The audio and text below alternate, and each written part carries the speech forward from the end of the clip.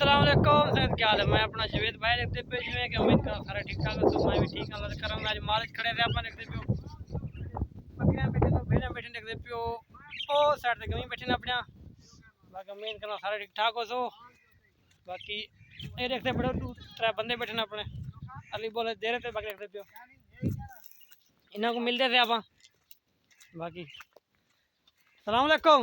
वालेकुम हाँ सलाम। सही ये बंदा सही अपना मेहमान है सियाल थी कोट समा वेदा है। कोई बंदा जानता हो तो कमेंट दसे तो बाकी वो बंदा को जानता हो ठूंदा है अली बोला है इधर तेरा है। बाकी ये बंदा खास जानते हो असें क्या हाल है खुश हो तकड़े।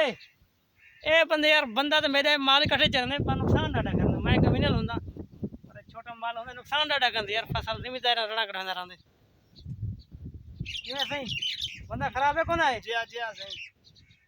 ये ऐसी मैं तू ऐसी बंदा नुकसान करने को ना। बाकी हंसते रहो तो बसते रहो संगत।